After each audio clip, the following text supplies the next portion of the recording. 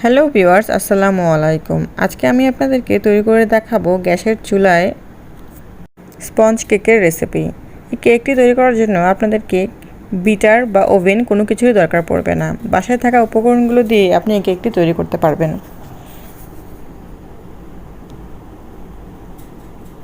আমি আমার মেয়ের জন্য এই কেকটি প্রায়ই বানিয়ে থাকি। কেকটা বানানো খুবই ইজি আর খুব কম সময়ে বানিয়ে নেওয়া যায়।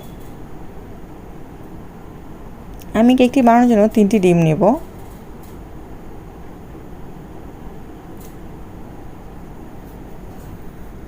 ডিম থেকে কুসুমগুলো আলাদা করে নেব। কুসুমগুলো আলাদা করার সময় একটু ভালোভাবে আলাদা করতে হবে, একটু হালকা হাতে। তারপর ডিমের এই সাদা অংশটিকে কাঁটা চামচের সাহায্যে আমি বিট করে নেব। 5 থেকে 7 মিনিট বিট করলেই হবে।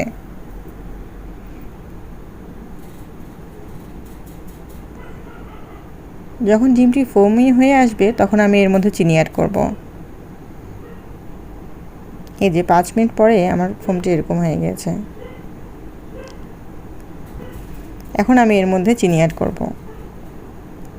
আমি 1/3 কাপ চিনি নিয়েছি। আমি অল্প অল্প করে দিয়ে ভালো করে বিট করে নেব।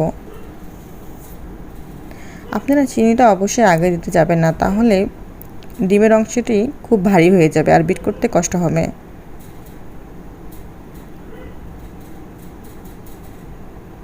এই যে আমার ডিমটা রেডি হয়ে গেছে। এখানে আমি 1/2 কাপ দুধ নিব।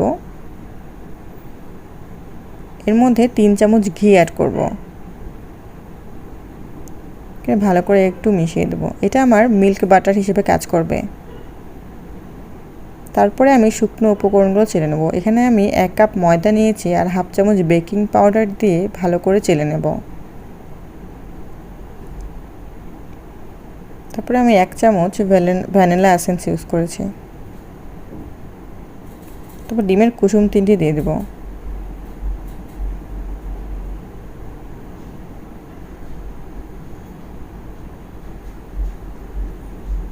তারপরে এই ডিমের অংশগুলো আমি দিয়ে দিচ্ছি। এই সময়টি খুব আলতোভাবে নেড়েচেড়ে নিতে হবে, না হলে ডিমের অংশগুলো ফেটে যাবে। এই যে আমার ব্যাটার রেডি হয়ে গেছে। আমি একটা বলে ব্যাটার একটু আলাদা করে নেব। এখানে আমি 2 চামচ কোকো পাউডার অ্যাড করব। তো ভালো করে মিশিয়ে নেব। এখানে আমি 1 চামচের মতো ঘি দিব।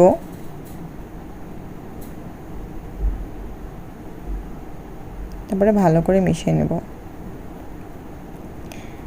এটা আমার চকলেটি ব্যাটার। এই চকলেট ব্যাটার আমার রেডি হয়ে গিয়েছে।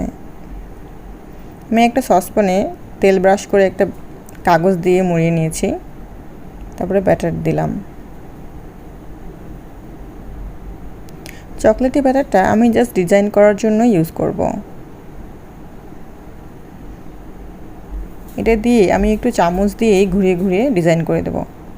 এটা তেমন কিছুই না, জাস্ট একটু চামচ দিয়ে ঘুরালেই ডিজাইন হয়ে যাবে।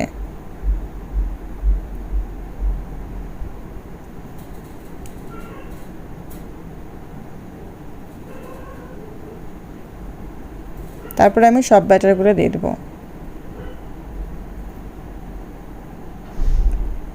এই যে আমার কেকটি রেডি হয়ে গিয়েছে। আমি চুলায় কড়াইয়ের মধ্যে বালু বসিয়ে 15-20 মিনিটের জন্য প্রিহিটের জন্য রেখে দিয়েছিলাম। আমি উপর থেকে একটু টুটি ফুটি ছিটিয়ে দিয়েছি।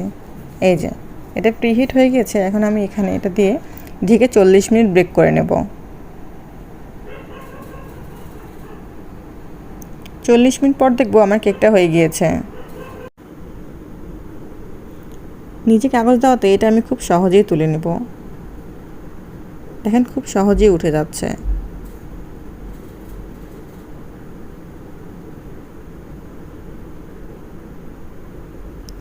আমি আমার মেয়ের জন্য এরকম কেক সবসময় বানিয়ে থাকি, তাই খুব সহজ ও সিম্পলভাবেই বানাই।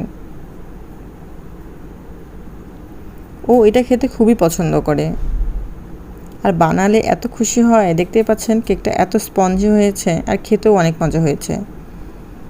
এই যে ও কাটছিল।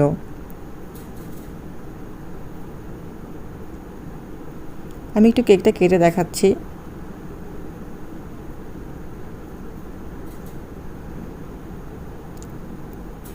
চকলেট বাটারগুলো কি সুন্দর হয়েছে।